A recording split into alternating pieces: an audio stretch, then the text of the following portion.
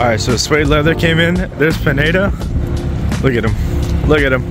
But it finally came in. Now we're gonna put this on. This is my master mechanic. Yeah, you can have your ibuprofen. There you go.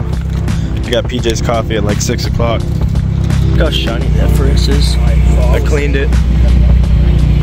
Oh crap. You don't have to if you don't want. I forgot the alcohol.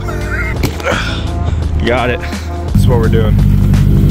Putting some suede. Look, that means how much horsepower I have. So anytime this is reading right here, that means I'm reading about 800 to the wheel. Also, my mount broke off. It's gonna look so much better.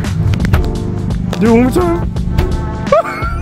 You turned this car on, so when you turn my car on, rev it, rev it. There you go.